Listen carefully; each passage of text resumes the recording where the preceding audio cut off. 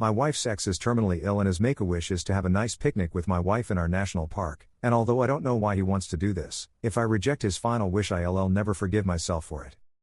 My wife, let's call her Susan, 35F, and I, 40M, have been married for 8 years. I've known her even before we were together, during which she was dating someone named Ken, obviously not a real name. We were all part of a choral group in our church. The three of us were actually quite good friends and I genuinely thought Susan and Ken were going to get married/be together for a long time. It was a shock when Susan told me that they're no longer together. According to her, one day Ken just decided that he wanted to move interstate. When asked why, he didn't explain. The next day, he asked Susan if she wanted to join him. Confused, Susan said no since she thought it was way too soon, and she has work commitments. He then proceeded to break up with her, leaving Susan very depressed and confused. According to information from a friend several months after the breakup, Ken has planned this for a long time, and that he was seeing someone else interstate. However, these were all allegations based on some texts and until now Susan never found out why he left, or why he broke up with her. It was all very confusing. When asked by friends on why they were no longer together, she simply said I don't know. He just broke up with me cause I don't want to move interstate with him. Years passed, we all forgot about it. Susan started to open up to me more and then we started dating, the rest followed. Anyway, yesterday Susan received a call from Ken's mom. She's a nice lady who semi-frequently watches our performances and volunteer during the Christmas carol season. It was all very sudden because we only see her once or twice a year, and she's never called in the past. She told Susan that Ken is terminally ill, and has been for the past couple months. He is in a local hospital interstate. The hospital has a mini Make-A-Wish Foundation run by volunteers, and apparently Ken's request is to go to the national park for a picnic with her. It's all weird, right? I thought it was a bluff too. But it all seems legit. I talked to Ken's mom, and we both agreed that it's odd. Ken's mom said that Susan doesn't have to say yes, she's simply passing on what Ken said. The prognosis for Ken is grim, and we don't know how much time we have left. I suppose the sooner we decide the better. Susan is obviously confused. She wants nothing to do with Ken again after what he's done to her and a lengthy period has passed since then, but she admitted that she would feel bad refusing his last wish, especially if his prognosis is that grim. She said jokingly, well, you don't have to worry about me cheating, he's going to die anyway, a bit dark, but I mean she has a point. Personally I'm torn too. I trust Susan and I know nothing romantic or anything will come from this if she chooses to see Ken. But why does he want to see her now? For closure? That's the only thing I can think of. He will most likely have a hospital volunteer stick around when he goes to the outing, so it's not like he can do anything weird. But why her? Why not use his wish for something else? Reversing the situation, however, if I am terminally ill and obviously have an intention to meet someone etc. and it gets rejected, I would be beyond depressed. I know how awful it must be for your last wish to be rejected. Am I looking too much into this? Should we honor his wish and let Susan spend the day with him? Or should we just refuse it? Any input is appreciated.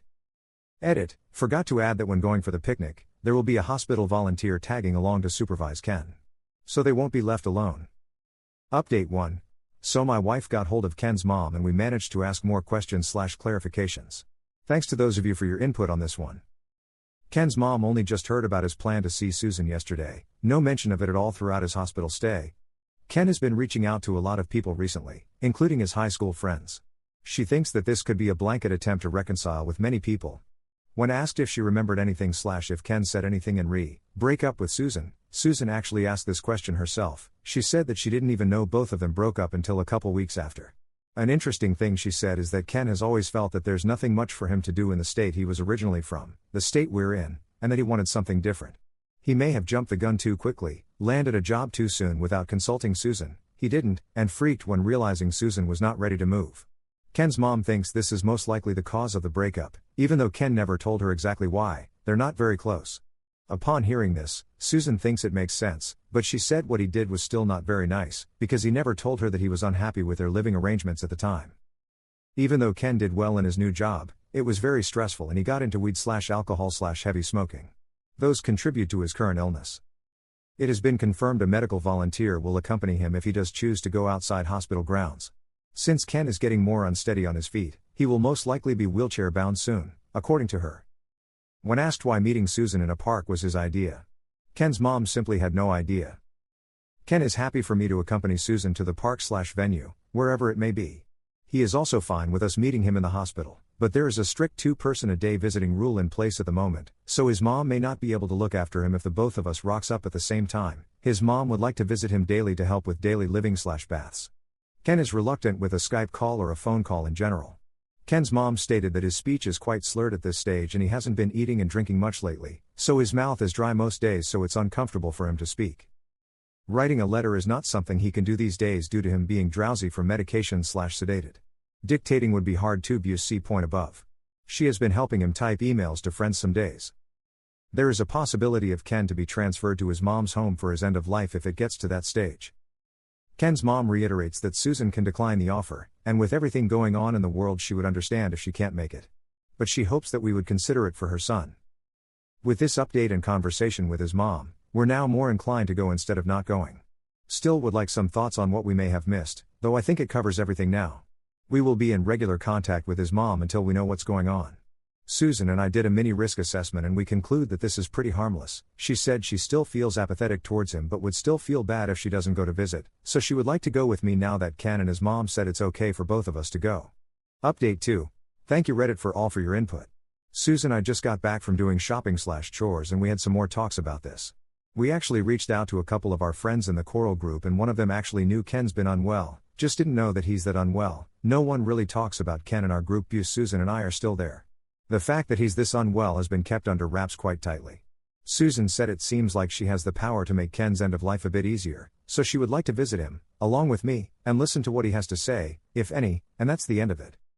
We don't know what the logistics will be / when this will happen, since obviously it would require a lot of planning from Ken's family as well, and himself, but I will post an update once we all meet him, since there seems to be a lot of interest in this. We've texted our Coral group members to perhaps visit him together when the time is right and restrictions are lifted, and they were all keen to send him off with one last song, The Irish Blessing. We will be reading through the comments and replying the best we could. For those of you saying Make-A-Wish Foundation is for kids, we know this. This is the hospital's version of it, run completely by volunteers. It is only available in their end-of-life care facilities. I'm sure there is a proper name for this, and Ken's mom said Make-A-Wish because it explains what they do simply. Why at the park? No clue. But Ken must have said that to the organizer with his mom and she simply relayed it. With him being that sick, I'm sure he didn't really care so much about location, as signified by his willingness for a change of venue and for me to join in too. And why did we decide to post this on Reddit? Well, because it's simply a very, very weird occurrence. It was a joke actually. Susan said, Lamal, why not post this on RA and see what kind of interesting perspectives we get? If it's just Ken and he's not dying and he wants to meet Susan at the park out of the blue, then the answer would have been hell no from the both of us. But the fact that he's been reaching out to others, after revelation with his mom of course, and unwell, makes it a bit more complicated. Update 3. We will be seeing Ken next week. The hospital doesn't allow large groups, so it will be just the two of us visiting. The choir group will visit separately. Thank you all for your input. We will make a post with an update on how that goes. Fourth and final update, 20 days later. Hi everyone, sorry for the late update, life gets in the way and been really busy. Anyway, I thought I'd make this update for those who were curious about how it all went. The meeting actually went really well. So after a couple reschedules, we drove to hospital to see Ken and his mom earlier this week. We arrived quite early in the morning, around 8 a.m. His mom stays with him overnight most days, so it was good timing for her to hand over Ken to us while she goes back and rest. A Redditor suggested an idea that we brought in a care package for her and we did. It's just a box filled with a couple pairs of warm socks, moisturizer, books, and toiletries. She burst into tears when receiving those. It was such a great idea. Anyway, so firstly we came in together, my wife and myself, and we did a small catch-up. It was a slow process since Ken couldn't really speak too long in one go, if I make sense, so it had to be broken up in sections. I asked him if he would like some time alone with Susan and he said yes, so I left both of them alone and went out for a walk / do a bit of remote work on my laptop. I just told her to text me if she needs anything. So I left Susan and Ken for about a couple hours before Susan texted me that I can come back up. Anyway, during this time basically Susan asked what happened to Ken. Why did he move interstate so soon, and was there another motive behind it? Well, the story goes as follows. Ken was working a low-paying job at the time and was feeling like he's never going to get any career progression. Susan and myself knew Ken has always been creative-minded, he got a diploma in film and everything, but what we didn't know is that behind everyone's back, during that time, he was searching for career opportunities in film/animation industry. He put in a job application for fun, and a few months later, got offered a position as an intern animator, something along those lines according to Susan. He was stoked, but he didn't expect that he would actually get the job. Therefore, he actually never planned anything in advance. The job required him to move interstate ASAP, and Ken felt pressured to say yes, since he's applied to other similar jobs in the past but got rejected, hence why it took him by surprise and he didn't do any planning. It's the well I won't get it anyway so why I should make arrangements mentality, according to Susan. So he asked Susan to move with him, but left out the job details since as an intern, he will get paid even less than what he's earning, with a lot of voluntary work. He was scared that Susan will not approve of the lower wage, so he left out the details and just asked her to move out with him. He admitted it was stupid, and apologized for being immature about it. After the breakup, and after working a few months as an intern, he said that working in that industry is not like what he thought it would be. There were a lot of crunch time, to the point where him and the other interns were spending most of their time in the office, even sleeping while waiting for the program/code/animation to finish compiling. I'm not tech savvy, but I figured animations take a long time to set up. He then got into alcohol, since everyone in the office also drinks. This then turned to severe drinking to cope with stress. This then turned to smoking and drugs. Anyway, he stuck it out and became a technical lead, but he said he had zero social life or support apart from a couple colleagues, and that he's burning himself out every day. The support he got was basically a small group that goes out on social drinks only. That's why he kept going back into alcohol and drugs etc. He's been in and out of hospital with alcohol poisoning and actually never sought help. He said he might also be depressed but he's earning enough just to pay rent, with all his alcohol expenses etc., so he didn't seek any help. He also did a lot other bad decisions that are popcorn worthy but way too long to include here.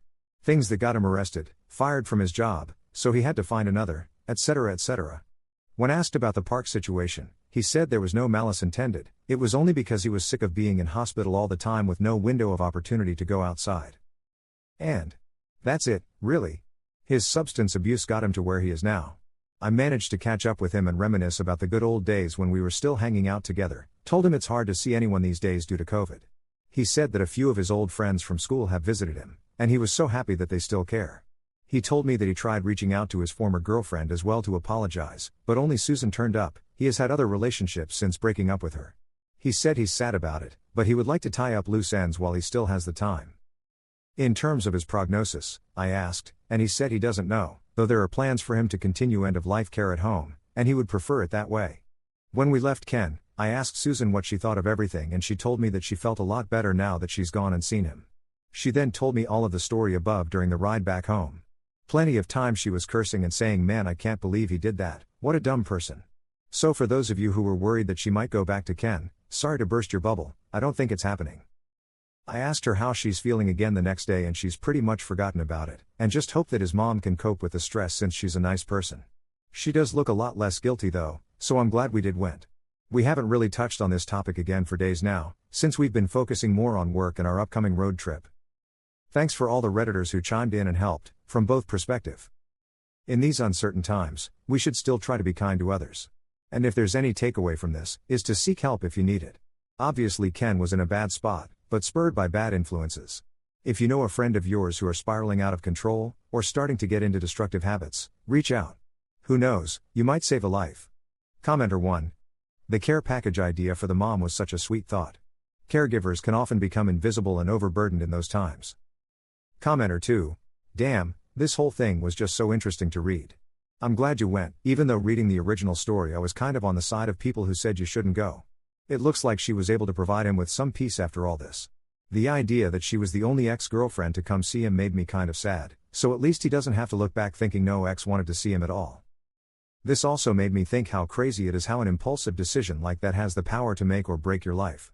Like there are probably plenty of people out there who would just say, so it all started when I took this job, dropped everything and moved out here and it was the best decision I ever made.